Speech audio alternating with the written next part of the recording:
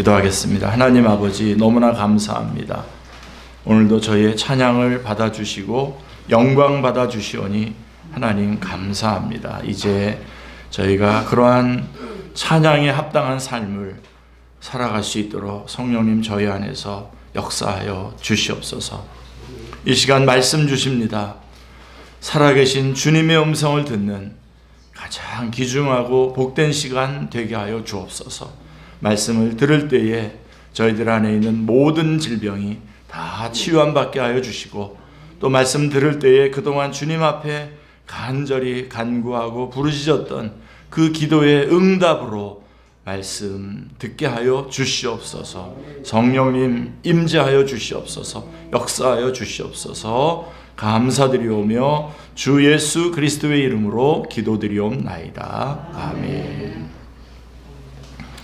우리 창세기 1장부터 이렇게 쭉 오다 보면 우리 요 앞부분에 37장 앞부분에까지 그동안 야곱의 인생에 대해서 잘 살펴봤습니다. 그리고 앞으로 이제 요셉의 인생 여정을 좀 한번 오늘 37장에서 따라가 보고자 합니다. 요셉의 인생은 그가 입었던 옷으로 요약해서 설명할 수가 있습니다. 아버지에게 사랑받는 아들로 지냈던 요셉은 채색 옷을 입었습니다. 그렇죠? 하지만 형들의 시기심으로 인해서 애굽의 종으로 팔려갑니다. 그래서 요셉은 노예의 옷을 입습니다. 또 보디발의 집에 팔린 요셉은 그곳에서 인정을 받아서 가정총무의 옷을 입습니다. 하지만 요셉은 억울하게 또 감옥에 갇히고 죄수의 옷을 입게 됩니다. 그리고 시간이 지나서 마침내 총리의 옷을 입게 됩니다. 이 옷의 변천사만 보더라도 요셉의 인생이 얼마나 드라마틱합니까? 그렇죠? 예. 마치 롤러코스터를 타는 것과 같습니다. 자, 우리는 이 과정에서 하나님의 목적과 계획이 어떻게 하나하나 성취되어 가는지를 확인할 수 있습니다. 예, 오늘 말씀에서는 그 첫 단계로 요셉의 꿈으로 나타난 하나님의 뜻을 한번 살펴보려고 합니다. 아울러서 위기 가운데 숨겨진 놀라운 하나님의 섭리를 볼 수 있기를 기도합니다. 1절을 보시면 야곱이 가나안 땅에 거주할 때였습니다. 이때 가족사의 중심 인물이 되는 사람은 바로 야곱의 11번째 아들인 요셉입니다. 요셉의 친엄마 라헬은 둘째 아들 베냐민을 낳다가 일찍 죽습니다. 창세기 35장에 나오죠. 그래서 요셉은 엄마의 사랑을 모르고 컸어요. 10명이나 되는 이복 형들 대부분 거친 불량배들이었거든요. 이런 가정 형편 속에서 요셉은 17세의 소년이 되었습니다. 자연스럽게 비행 청소년으로 성장해 있을 가능성이 아주 높습니다. 그러나 2절에 이렇게 말합니다. 그가 그들의 잘못을 아버지에게 말하더라, 이렇게 말씀하고 있습니다. 그러니까 형들이 아버지 몰래 못된 짓을 할 때에 요셉은 그들의 악행에 동참하지 않았습니다. 뿐만 아니라 형들의 잘못을 아버지에게 알렸어요. 요셉은 왜 이렇게 했을까요? 대부분 우리는 이 요셉이 못됐네 그렇게 생각하는데 형들이 미워서가 아닙니다. 그래서 그런 게 아니라 이렇게 해서라도 형들을 바른 길로 돌이키고자 했기 때문이었습니다. 그렇죠? 자, 거짓에 익숙한 그 야곱의 혈통 중에서 요셉은, 성경을 여러분 잘 읽어보세요. 요셉은 그 DNA가 달랐어요. 요셉이 그렇게 거짓말하고 그러는 거 하나도 안 나와요. 성경에 없어요. 요셉에게는 아직 세상에 때묻지 않은 순수함, 죄를 싫어하는 의로운 심정이 있었습니다. 요셉이 어떻게 이런 사람으로 성장할 수 있었을까요? 그 이유는 3절 말씀에서 우리가 잘 찾을 수가 있겠는데요. 요셉은 노년에 얻은 아들이므로 이스라엘이, 야곱이죠, 이스라엘이 여러 아들들보다 그를 더 사랑함으로 그를 위하여 채색 옷을 지었더라 라고 이렇게 말씀하고 있습니다. 야곱은 사랑하는 여인 라헬의 자식이요 노년에 얻은 아들인 요셉에게 특별한 관심과 사랑을 베풀었습니다. 다른 자식들은 길거리에서 파는 옷을 사서 입혔는데요. 그리고 동생들은 형들이 입던 옷 물려받도록 했는데 요셉에게는 귀족 자제들이나 입는 채색 옷을 지어 입혔습니다. 앞서서 에서가 400명의 장정을 거느리고 나타났을 때에 야곱이 만일의 사태에 대비해서 가족들을 재배치했던 것을 여러분들이 기억할 것입니다. 이때에 야곱은 라헬과 요셉을 진영의 제일 뒤쪽에다가 배치를 합니다. 위급한 일이 생겼을 때 대처할 수 있도록. 그래도 라헬만큼은 살려야 되겠다는 그런 마음이 있었던 거죠. 그러니까 요셉을 향한 야곱의 각별한 애정을 충분히 엿볼 수 있는 대목입니다. 자, 이런 야곱의 특별한 사랑 때문에 요셉은 일찍 어머니를 잃은 슬픔 속에서도 내면이 삐뚤어지지 않았습니다. 마음이 곱고 진실한 건강한 청년으로 성장할 수 있었습니다. 17살이 됐습니다. 반면에 레아의 아들들은 이제 루벤, 시므온, 레위, 유다, 이사갈, 스불론 이 6명인데요. 레아가 낳은 아들, 아버지에게 사랑을 받지 못하는 어머니를 보면서 자랐습니다. 삐뚤어질 가능성이 많죠. 어머니를 끊임없이 상처를 주는 아버지에 대한 반항심이 점점 커져갔습니다. 그게 35장 22절에 나와 있어요. 증언이 되어 있어요. 그리고 비라와 실바의 자식들, 이 비라는 라헬의 몸종이었지 않습니까? 라헬의 몸종, 비라에게서 이제 단하고 납달리가 나왔고, 그 다음에 레아의 몸종인 실바에게서 갓과 아셀이 나왔는데, 이 또 네 자식들은 그들의 어머니가 라헬과 레아의 여종들이었고, 이 때문에 열등감에 시달렸어요. 근데 요셉은 그렇지 않았어요. 요셉은. 그들은 레아의 아들들처럼 감히 대놓고 반항하지조차 못했습니다. 그 대신 몰래 비행을 저지르며 소극적인 반항을 했죠. 이처럼 요셉의 형들이 엇나가게 된 것은 아버지로부터 충분한 사랑을 받지 못했기 때문입니다. 여기에는 야곱의 책임이 크다고 할 수 있습니다. 야곱 자신이 아버지 이삭의 형 에서를 향한 노골적인 편애를 당해보고선 왜 그랬는지 모르겠습니다. 자기도 그렇게 편애를 당했지 않습니까? 그렇죠? 그러니까 에서하고 여러분 야곱 아시죠? 이삭이 에서만 좋아했잖아요. 그 편애를 당했음에도 불구하고, 물론 야곱은 또 엄마 치맛박에서 또 사랑을 많이 받았긴 했는데, 그런 편애를 받았음에도 불구하고 자기도 또 이렇게 요셉에게 편애를 한 거죠. 역시 그 아버지의 그 아들인가 생각을 합니다. 한 사람의 인격과 정서를 형성하는 데 있어서 사랑만큼 중요한 것은 없습니다. 사랑을 많이 받으면 정서가 안정되고 자존감이 강해집니다. 매사에 긍정적이고 도전적인 인생을 살게 됩니다. 시련 속에서도 내면이 삐뚤어지지 않습니다. 하지만 충분한 사랑을 받지 못한 사람은 정서가 불안하고 자존감이 없습니다. 그래서 작은 시련에도 흔들리고 주저앉아 버립니다. 자신의 인생을 소중히 여기지 않고 함부로 살면서 삶을 낭비하는 경우가 많습니다. 그래서 권위에 대한 또 반항심이 많아서 사회생활을 잘하지 못합니다. 자, 그러면 우리는 어떻습니까? 누군가의 전폭적이고 헌신적인 사랑을 받고 자랐습니까? 아니면 충분한 사랑을 받지 못하고 자랐습니까?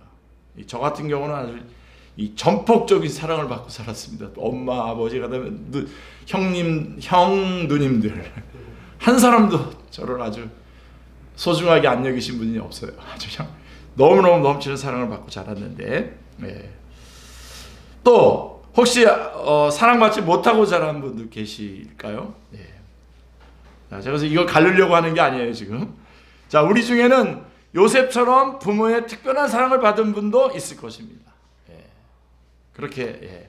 그리고 반면에 요셉의 형들처럼 무관심과 냉대 속에서 성장한 분도 있을 것입니다. 이건 현실입니다. 자, 그러면 제가 묻고 싶은 겁니다. 그런 사람은 다 삐뚤어져야 합니까? 인격적으로나 정서적으로 건강한 사람이 될 가능성은 없는 것입니까? 그렇지 않습니다. 우리에게는 육신의 아버지만 계신 것이 아닙니다. 육신의 아버지는 사람이기 때문에 한계가 있습니다.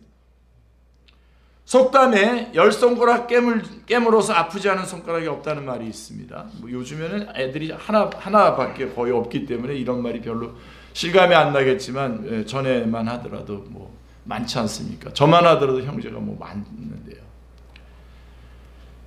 자, 부모는 자식을 편애하지 않는다는 말인데 반은 맞고 반은 틀린 말입니다.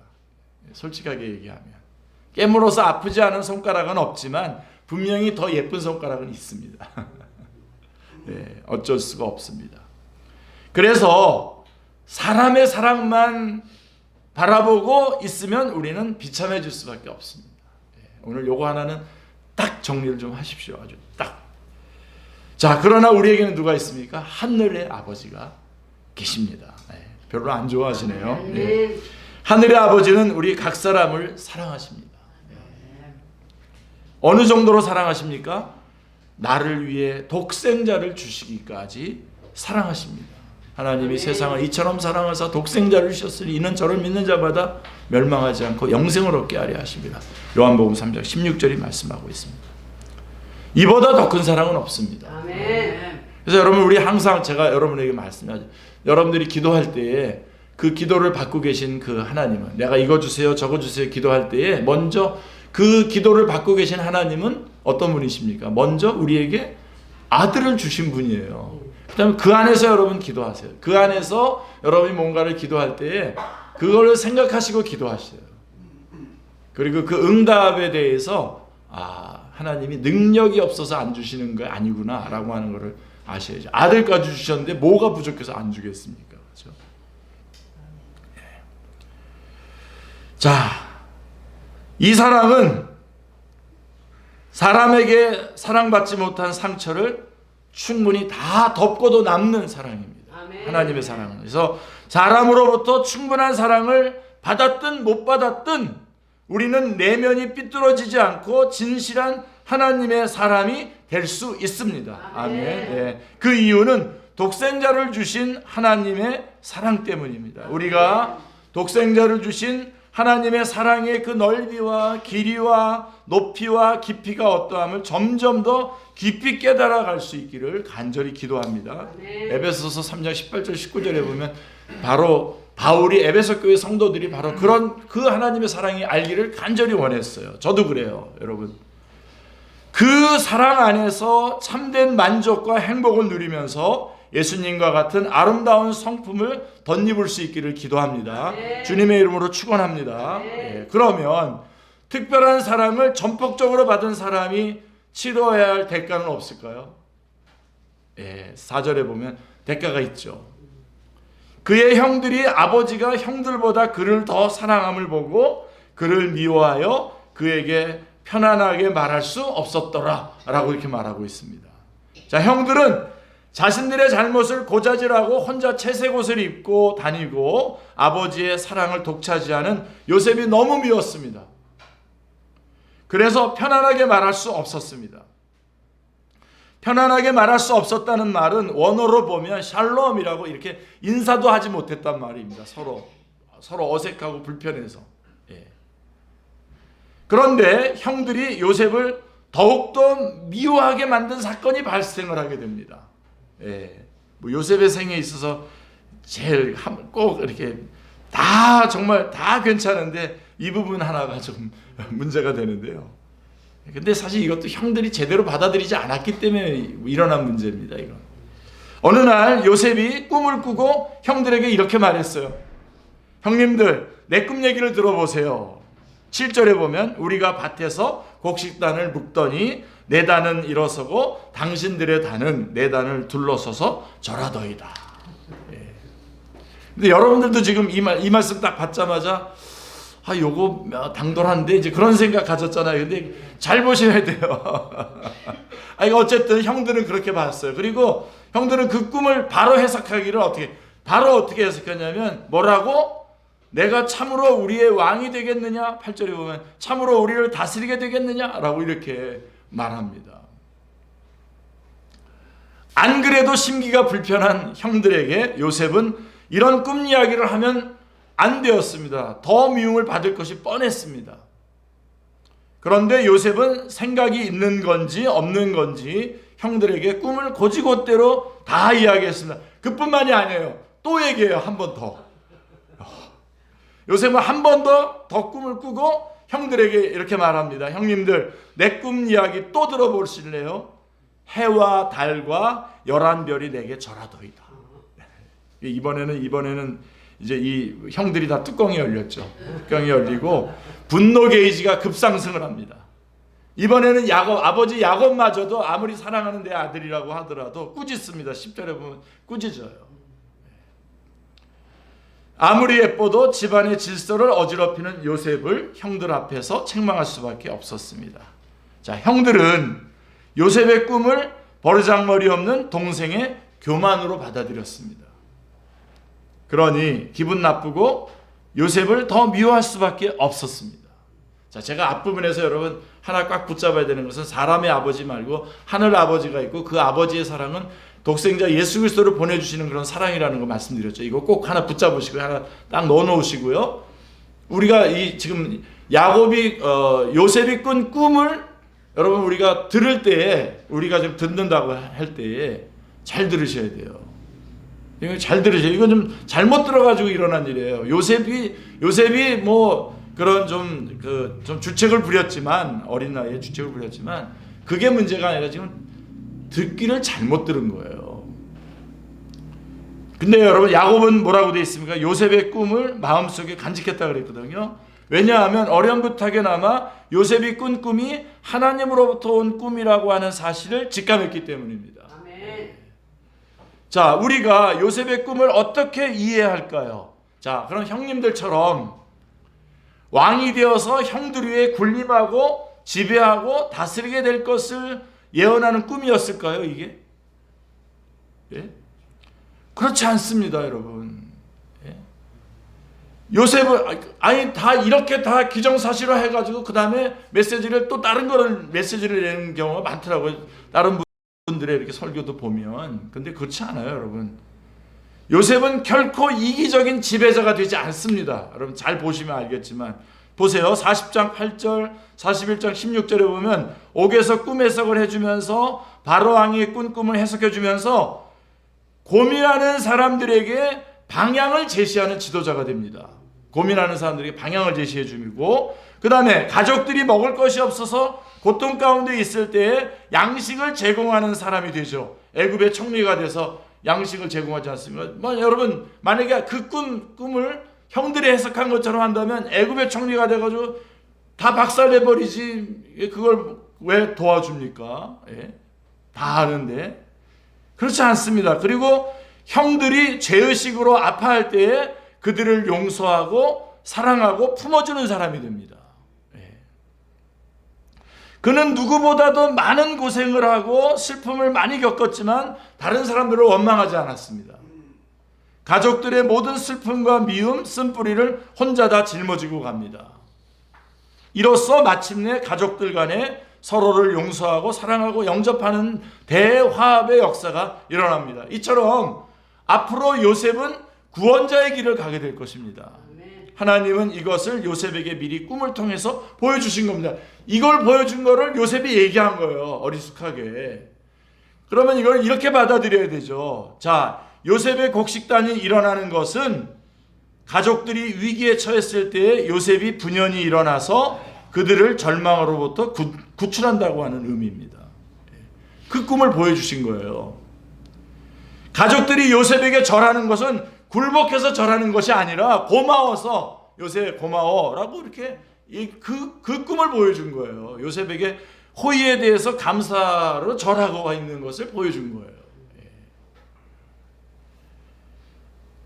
요즘 제가 이 말씀 준비하고 우리 수요일날 우리가 한번 이거 나눴습니다. 나누고 지금 오늘 또 주일날 지금 하고 있는 건데요. 오늘날 우리 한국에 막 진영으로 갈려가지고 상대방이 진실을 안 보려고 해요.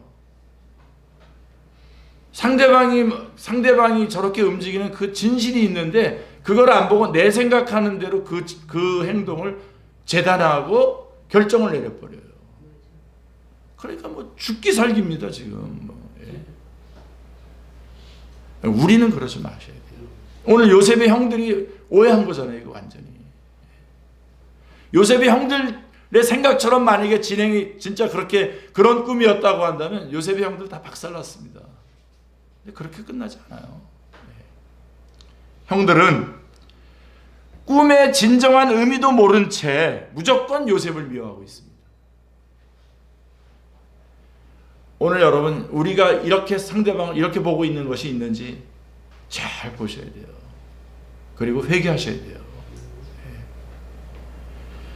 자, 앞에서 이때 요셉의 나이가 17살이라고 했잖아요. 17살이면 우리로 치면 고등학교 2학년 정도의 나이인데, 이 시기는 중2병에 걸려서 마구 날뛰던 철부지 시절은 이미 지났지만 또 그렇다고 해서 충분히 성숙해지진 않은 그런 시기입니다. 그렇죠?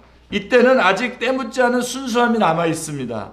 동시에 이해가 부족해서 이리저리 실수도 많이 합니다. 그런데 이 시기는 무엇보다도 꿈을 꿔야 될 시기입니다.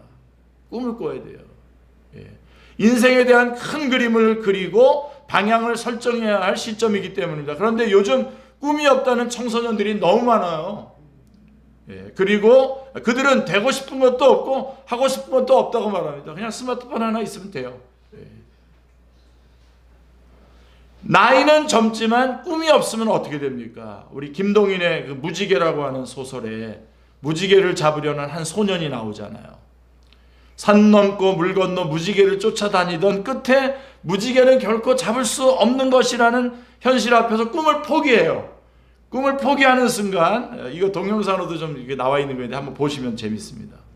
그 순간 갑자기 이 소년의 머리가 백발이 돼요. 백발이 되고 얼굴이 쭈글쭈글한 노인이 되어버립니다. 꿈을 버리는 순간. 그걸 말하고 있는 거예요, 이 소설. 나이가 많은 사람이 노인이 아니라 꿈을 포기한 사람이 노인입니다. 잠언 29장 18절에 보면 묵시가 없으면 백성들이 방자에 행한다고 말했습니다.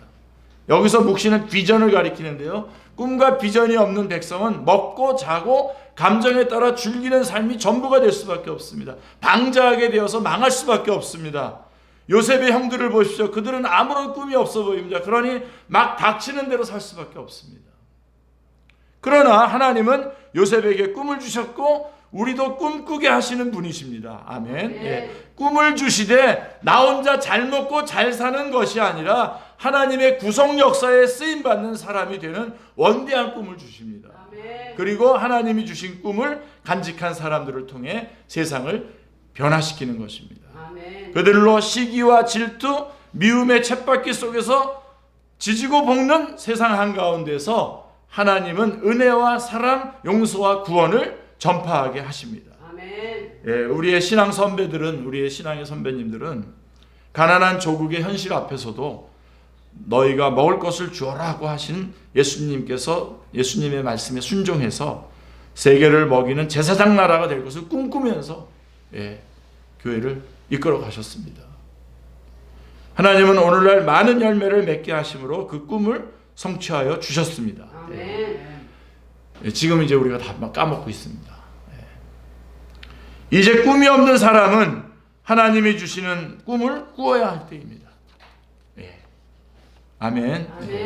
하나님이 주신 꿈이 있었지만 잊어버린 사람들, 내가 나이가 많아져서 더 이상 그렇게 혹시 내려놨던 사람은 오늘 다시 한번 그 꿈을 꿀 때입니다. 다시 한번 오늘 말씀 가운데 들으면서 예배 가운데 꿈을 꽉 붙잡으시기 바랍니다. 아멘. 이 나라와 민족의 그리스도의 계절이 찾아오도록 그런 꿈을 꾸시기를 기도합니다. 아멘. 민족 복음화 우리 많이 기도했었습니다. 민족 복음화 70년대 80년대 이렇게 하면서 많이 했는데 요즘에 민족 복음화 얘기가 없어요. 자기 진영에 막 그런 상대방 까부셔 주세요라고 하는 기도하는 그런 기도는 많은데 민족의 복음화 잊어버렸던 것들을 일단 오늘 다시 붙잡으셔야 됩니다. 다시 출발하셔야 됩니다. 아멘. 모든 민족과 족속과 방언들 가운데에 복음이 전파되어서 죽어가던 영혼들이 살아나는 꿈을 꾸시기를 기도합니다. 아멘. 열방의 복음화 땅끝까지 이 천국 복음의 말씀이 증거되어야 된다고 분명히 말씀하고 있습니다. 그 꿈을 우리가 붙잡아야 됩니다. 하나님이 우리 각자에게 주신 거룩한 꿈을 간직하게 하시고 그 꿈 때문에 언제까지나 순수하고 열정이 넘치는 그리스도인으로 살아가시기를 기도합니다. 자, 요셉에게는 아름다운 꿈이 생겼습니다. 하지만 바로 그 꿈 때문에 요셉은 전혀 생각지도 못한 큰 일을 겪게 됩니다. 어떤 일이 있었을까요? 12절에 보시면 어느 날 야곱이 요셉에게 심부름을 시켰습니다. 세겜에서 양을 치고 있는 형들이 잘 있는지 보고 오라는 것이었습니다. 요셉은 아버지의 명을 받들어 세겜까지 갔지만 형들을 만나지 못합니다. 여기서 요셉은 얼마든지 그냥 집으로 돌아갈 수가 있었는데요. 그러나 충성스러운 성품의 소유자인 이 요셉은 포기를 몰랐습니다. 그래서 형들이 도단에 있다는 말을 듣고서는 신이 나서 단숨에 달려갔어요. 이때만 안 갔어도 좀 문제가 좀... 근데 하나님의 계획 안에 있었던 거예요, 이거 다. 그런 요셉을 기다리고 있는 것은 형들의 따뜻한 환대가 아니었어요. 18절로 20절에 보시면요, 요셉이 그들에게 가까이 오기 전에 그들이 요셉을 멀리서 보고 죽이기를 꾀하여 서로 이르되 꿈꾸는 자가 오는도다. 자, 그를 죽여 한 구덩이에 던지고 우리가 말하기를 악한 짐승이 그를 잡아먹었다 하자. 그의 꿈이 어떻게 되었는지 우리가 볼 것이니라 하시니라. 자, 여러분, 형들은 이번 기회에 꼴도 보기 싫은 요셉을 아예 제거해버리고자 결심을 했습니다. 끔찍하지 않아요? 이들은 지금 존속살인과 시체 은닉이라고 하는 끔찍한 범행을 모의하고 있는 것입니다. 우발적인 사고가 아니라 계획된 범죄입니다. 그들은 요셉을 구덩이에 던져 요셉의 꿈도 함께 묻어버리고자 했습니다. 이쯤 되면 단순히 시기와 미움의 문제를 넘어서서 이거는 하나님께 대한 노골적인 반영이라고 말할 수가 있습니다. 왜 하나님 쟤는 저렇게 잘 되게 해주시고 우리는 안 되게 해주십니까 하면서 하나님께 지금 반항을 하고 있는 거거든요. 근데 여러분, 하나님이 주신 꿈을 사람이 묻을 수 있습니까? 네, 없죠. 이것도 여러분을 꼭 붙잡으세요. 네 번째, 너무 많이 주제가 많아서 그런데 꼭 붙잡으세요. 하나님이 주신 꿈은 절대로 사람이 묻을 수 없습니다.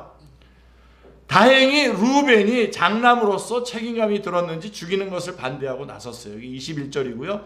넷째 유다가 마침 지나가는 미디안 상인들에게 팔자고 제안을 했고요. 26절, 27절에 이로써 요셉은 은 20에 애굽으로 팔려갔습니다.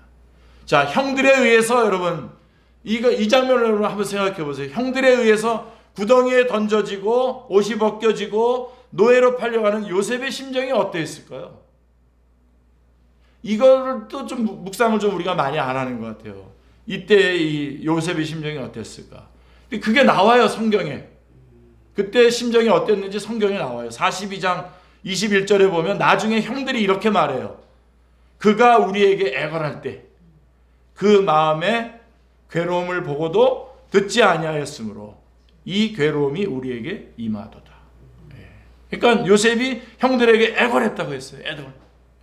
어떻게 애걸했을까요? 형님들, 제발 절 버리지 마세요. 제가 채색 옷 안 입을게요. 꿈 이야기 안 할게요. 제발 절 죽이지 마세요. 시키는 일을 다 할게요. 저 아버지 보고 싶어요. 동생 베냐민 보고 싶어요. 그랬을 거 아닙니까? 간절히 죽이겠다는 거 아니었어요. 눈물로 하소연하지 않았겠습니까? 그런데도 형들은 들은 채도 하지 않았습니다. 그리고 요셉이 싸가져온 그 도시락 먹으면서 노닥거리고 있었어요. 그게 25절에 나와 있습니다. 오늘 뭐 본문이 길어서 제가 안 읽었습니다만은 이 얼마나 잔인하고 매정합니까? 지금 그들은 요셉을 마치 죽어 마땅한 죄인처럼 취급하고 있습니다. 한번 생각해 보겠습니다. 자, 도대체 요셉이 무엇을 그렇게 잘못했습니까? 자, 형들의 악을 아버지에게 고발한 것이 잘못인가요? 아니면 형들이 악을 행한 것이 잘못인가요? 또 차별된 사랑을 받은 아들이 잘못인가요? 아니면 차별된 사랑을 준 아버지가 잘못인가요? 자, 요셉이 하나님께 선택을 받은 것이 잘못인가요? 아니면 요셉이 하나님께 선택받은 것을 시기하는 것이 잘못인가요? 물론 요셉이 아직 어려서 미숙하고 지혜롭지 못했던 부분이 있습니다. 하지만 그것이 결코 죽어야 할 이유가 될 수는 없습니다. 형들은 자신들의 잘못을 인정하는 대신에 편리하게도 모든 원망을 요셉에게 다 돌려버려요. 하나님의 주권과 선택을 인정하는 대신에 자신들이 원하는 죄악을 선택을 합니다. 요셉의 형들이 이렇게 말했어요. 악한 짐승이 그를 잡아먹었다고 하자. 재미있는 말입니다. 여러분. 여기서 지금 악한 짐승이 누굽니까 도대체? 자기네들이죠. 진짜 악한 짐승들이죠. 예? 늑대일까요? 늑대가 악한 짐승일까요? 지금 이 형들이 지금 악한 짐승일 거예요. 사실 요셉의 생명을 빼앗은 악한 짐승은 요셉의 형들입니다. 어쩌다 요셉의 형들이 악한 짐승이 되었습니까? 예. 시기와 미움의 죄를 회개하기는커녕 계속 키워왔기 때문에 지금 이 지경이 된 겁니다. 지금. 이처럼 마음에 있는 시기와 미움을 다스리지 않으면 무서운 열매를 맺습니다. 이거는 이미 인류 최초의 살인사건 때도 일어났던 일 아닙니까? 예, 가인이 아벨을 죽이지 않습니까? 근데 하나님께서 중간에 얘기까지 해줘요. 절제하라고. 하나님께서 말씀까지 해주는데도 그 말씀도 뿌리치고 죽여요. 예. 그 아벨에 대한 시기와 미움을 다스리지 않았고 결국 동생을 죽입니다. 창세기 4장에 나오는 얘기고요. 사울왕은 어떻습니까? 사울왕은 다윗에 대한 시기와 미움에 사로잡혀서 어떻게 해서든 다윗을 죽이려고 했어요. 요 앞에다 놓고서 여기서 창을 던졌어요. 막. 그러다가 도리어 자기 자신이 비참한 최후를 맞았어요. 역대상 10장에 나오는 내용입니다. 다른 사람을 향한 시기와 그로 인해 생기는 미움은 관계를 파괴시킵니다. 사람과 사람을 나누게 하며 공동체를 분열시킵니다. 누군가에 대해서 미워하는 마음이 생기면 그 미움은 순식간에 커져버리고 눈덩이처럼 불어나 걷잡을 수 없게 됩니다. 그렇게 되면 그 사람이 하는 모든 것이 무엇이든지 다 나쁘게 보여요. 하나부터 10까지 모두 다 트집을 잡고 시비를 걸게 됩니다. 다른 사람 이야기가 아닙니다. 가인이나 사울이나 요셉의 형들이 무슨 특별한 사람이라서 그렇게 한 겁니까? 아닙니다. 우리와 다를 바 없는 사람들입니다. 우리와 똑같습니다. 얼마든지 그런 마음을 가질 수 있습니다. 우리도. 정작 잘못은 내가 저질러 놓고 사소한 트집을 잡아서 사람을 미워하는 마음을 가질 수 있습니다. 그러다가 우리도 얼마든지 악한 짐승이 될 수 있는 것입니다. 사람은 다 같을 수 없습니다. 다양합니다. 하나님의 부르심이 다양하고 하나님이 허락하신 것이 다 다릅니다. 그러다 보니 우리는 다른 사람과 비교하고 시기하는 마음이 생기기도 합니다. 우리의 죄성은 나보다 더 많은 것을 가진 사람, 나보다 더 뛰어난 사람, 나에게 없는 것을 누리고 있는 사람을 주목하게 만들죠. 그러면 괜히 그 사람이 믿고 싫어 보이고 하는 것이 다 마음에 안 듭니다. 우리가 알아야 할 것은 비교하고 시기하는 마음은 근본적으로 하나님께 대한 원망이라고 하는 사실입니다. 이건 하나님께로 향하는 겁니다. 모든 불경건과 불의에 대해서 하늘로부터 그 진노가 나타난다고 했어요. 그러니까 불경건은 하나님과의 관계 문제인데 로마서 1장에 그 다음에 근데 불의는 사람과의 관계인데 이게 하나님께로 향한다는 거예요. 하나님에 관한 거라는 거예요. 사람을 미워하는 것도 결국은 하나님께 대한 원망이라고 하는 거예요.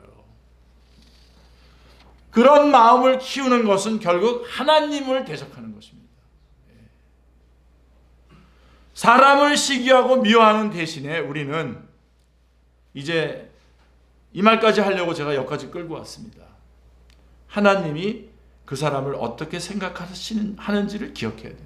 아멘. 하나님이 그 사람을 어떻게 생각하는지를 기억하셔야 됩니다.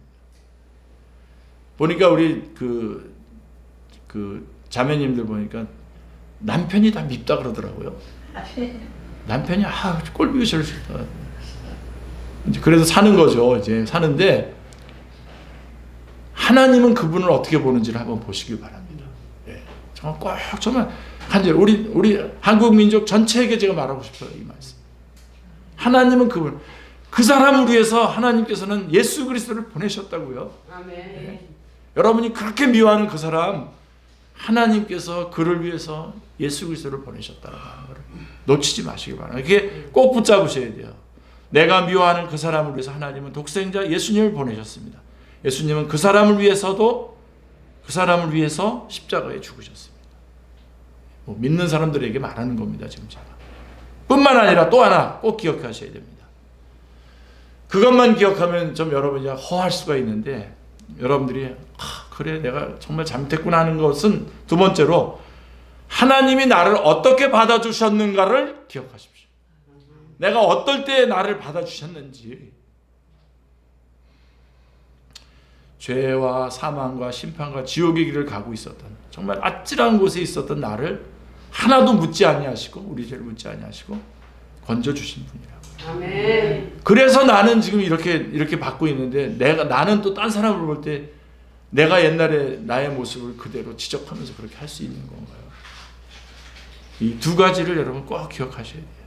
하나님이 그 사람을 어떻게 보고 있는지, 그리고 하나님이 나를 어떻게 받아주셨는지를, 내가 얼마나 아찔한 곳에 있었다가 지금 얼마나 영화로운 곳으로 옮겼는지를 보셔야 됩니다. 아멘. 거룩하신 하나님 편에서 보실 때에 나는 사랑할 만한 구석을 아무리 찾아봐도 찾을 수 없는 죄인 중에 괴수였습니다. 아멘. 그러나 하나님은 나의 이 모습 이대로 사랑하시고 내가 측량할 수 없는 큰 은혜를 베풀어 주셨습니다. 아멘. 미움을 받아야 마땅한 나를 하나님은 사랑으로 품어주셨습니다. 아멘. 그 사랑을 받은 자로서 나 역시 다른 사람을 미워하지 말고 있는 모습 그대로 받아주고 사랑해야 하지 않겠습니까? 아멘. 나중에 요셉의 형들이 요셉에게 절하게 된 이유가 기근에서 구해준 것이 고마워서 때문만은 아닙니다. 요셉이 보여준 놀라운 용서 앞에 항복할 수밖에 없었기 때문입니다. 시기하고 미워하는 것은 쉬운 일이고 지는 것입니다. 용서하고 사랑하고 섬기는 것은 어려운 일이고 이기는 것입니다. 아멘. 우리가 시기와 미운 감정이 생길 수 있지만 더 키워서는 안 됩니다. 용서와 사랑과 섬김을 키우는 사람들이 될 수 있기를 간절히 기도합니다. 자, 31절에 보시면 마무리해 보겠어요. 요셉의 채색 옷은 염소의 피가 적셔진 상태로 야곱에게 보내졌습니다. 형들은 요셉의 죽음을 직접 말하기보다 조작된 증거를 들이밀고서는 아버지가 스스로 결론을 내리도록 유도했어요. 아버지, 아들의 옷인가 보십시오. 정말 무시무시한 사람들입니다. 야곱은 요셉의 옷을 보고 자신의 옷을 찢으며 애통해했습니다. 야곱은 다른 아들들의 위로를 받지 않았습니다. 요셉의 뒤를 따라가겠다고 말하면서 죽은 아들을 위해서 슬피 울었습니다. 야곱의 아픔과 슬픔이 얼마나 컸을까요? 가장 아끼고 사랑했던 아들이 먼저 세상을 떠났습니다. 내가 왜 이 일을 시켰을까? 세겜으로 보내지만 않았더라도 이런 일이 생기지 않았을 텐데 얼마나 가슴을 치며 후회하고 괴로웠겠습니까? 이미 마음이 무너진 야곱에게 그 어떤 것도 위로가 되지 않았습니다. 여기서 우리는 묘하게 반복되는 야곱의 인생을 다시 한번 볼 수 있죠. 야곱이 아버지를 속였던 것처럼 야곱의 아들들도 아버지를 속입니다. 옛적에 야곱이 염소를 가지고 아버지 이삭을 속였던 것처럼 지금 야곱의 아들들도 염소를 가지고 아버지를 속입니다. 야곱은 자신이 아버지에게 했던 것처럼 아들에게 같은 일을 당합니다. 자신이 심은 것을 그대로 거두고 있습니다. 오늘 말씀에서 요셉이 겪는 일들을 보면 마치 우리의 인생의 한 단면을 보는 것 같습니다. 요셉은 아버지가 맡기신 일을 성실하게 수행한 결과로 애굽의 노예로 팔려갑니다. 참 아이러니한 일입니다. 요셉은 하나님이 보여주신 꿈을 이야기한 것뿐이고 자신이 본 것을 사실대로 말한 것뿐입니다. 아버지의 사랑을 받고 하나님의 택함을 받았다고 이런 일을 당해야 하나요? 요셉에게는 너무도 가혹한 일입니다. 요셉은 왜 이런 일이 자신에게 벌어졌는지, 왜 이런 어려움이 찾아왔는지 알 수 없습니다. 도무지 이해할 수 없습니다. 반면에 형들은 계획대로 요셉을 없애는 데 성공합니다. 요셉이 말했던 꿈도 모두 끝장났다고 생각했을 것입니다.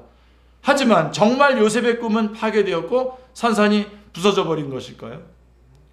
만약 요셉의 꿈이 요셉 자신의 것이라면, 꿈의 성취가 요셉에게 달려있다면 요셉의 꿈은 끝났을 것입니다.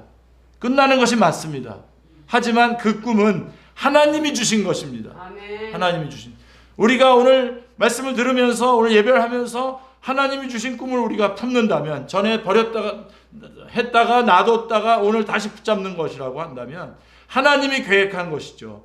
하나님이 주신 꿈, 그러므로 아직 끝나지 않은 겁니다. 아멘. 누구의 어떤 방해가 있다고 하더라도 그 꿈은 결코 이루어질 것입니다. 사실 형들은 요셉의 꿈을 막는 것이 아니라 꿈의 성취를 앞당기는 역할을 했어요. 형들이. 그들은 요셉의 꿈을 좌절시키기 위해서 동생을 애굽에 팔았지만 하나님은 바로 그 일을 통해서 요셉을 애굽의 총리로 끌어올리시는 데 사용하셨습니다. 훗날 요셉은 이렇게 고백을 합니다.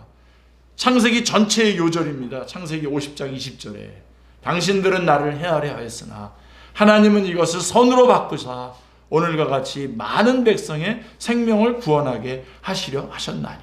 아멘. 이 구절 여러분 다 암송하시고요. 여러분 안에서 삶의 현장에서 누리시길 바랍니다. 아멘. 우리가 믿고 따르는 하나님은 어떤 분이십니까? 우리의 슬픔을 기쁨으로 바꿀 수 있는 분이십니다. 얼마든지 악을 선으로 바꿀 수 있는 분이십니다. 아멘. 우리가 이 사실을 잊지 않고 그 하나님을 신뢰한다면 내 삶에서 벌어지는 이해되지 않는 일들과 계속되는 시련 속에서도 우리는 견딜 수 있습니다. 아멘. 우리에게 시기, 미움, 다른 사람들로부터 오는 핍박, 아무리 많은 반대가 있다 하더라도 우리를 통해 이루고자 하시는 하나님의 선하신 계획은 결국 완벽하게 성취될 것입니다. 아멘. 아멘. 하나님은 그 온전하신 뜻을 위해서 모든 것을 합당하게 사용하실 것입니다. 아멘. 지금 나에게 일어나는 일들이 왜 일어났는지, 무슨 의미가 있는지 다 알지 못합니다. 앞으로도 어떻게 될지도 잘 모릅니다. 하지만 하나님은 다 아십니다. 아멘. 하나님의 계획 가운데 있습니다. 하나님이 모든 것을 주관하고 계십니다. 그러기에 우리는 주님께 모든 것을 맡길 수 있습니다. 나는 다만 내가 할 수 있는 일을 할 뿐입니다. 아멘. 나에게 지금 주어진 일을 하시는 겁니다. 예. 몸을 많이 움직일 수 없다면 기도하고요. 예. 움직일 수 있다면 땅끝까지 달려가야 되겠죠. 믿음으로 오늘 내게 주어진 삶을 묵묵히 살아갈 뿐입니다. 말씀 보고 기도하고 전도하고 순종하고 그냥 가는 겁니다. 묵묵히 나에게 맡겨주신 할 때에 계속해서 내가 뿌려야 할 복음의 씨앗을 뿌릴 것입니다. 내가 해야 할 사랑의 수고를 감당할 것입니다. 그러다 보면 언젠가 결국 하나님의 계획이 성취되면서 하나님의 뜻이 이루어지는 날이 올 것입니다. 아멘. 그 날이 되어야 오늘 우리에게 일어난 일들의 의미가 다 밝혀질 것입니다. 우리가 이것을 믿고 하나님이 만들어가고 계시는 인생의 큰 그림 속에서 나에게 맡겨진 어느 한 부분을 충성스럽게 감당하는 사람들이 될 수 있기를 기도합니다. 아멘. 간절히 원합니다. 아멘. 기도하겠습니다. 하나님 아버지, 우리가 얼마나 아찔한 곳에 있었을 때에 죄와 사망과 심판과 지옥의 길을 가고 있었을 때 주께서 아무것도 묻지 아니하시고 주님의 예정하신 대로 저희들을 구원해 주셨고 저희들이 지금 이 자리에 있음을 저희들이 기억하게 하여 주시옵소서. 우리가 어떻게 하나님에게 받아들여졌는지를 기억하고 또한 우리가 보고 있는 사람들을 대할 때에 하나님께서는 그를 어떻게 대하시는지를 생각하면서 대할 수 있는 저희들이 다 되게 하여 주시고 하나님, 저희들이 다시 꿈을 꾸게 하여 주시옵소서. 주께서 주신 말씀으로 비전을 삼고 하나님, 그 꿈이 이루어지기 위해서 묵묵히 한 걸음씩 우리들에게 맡겨진 그 일들을 하나씩 감당해 나가는 우리 모든 성도들이 다 되게 하여 주시옵소서. 저희들을 너무너무 사랑하셔서 독생자를 보내주신 하나님 감사합니다. 예수님의 이름으로 기도드리옵나이다. 아멘.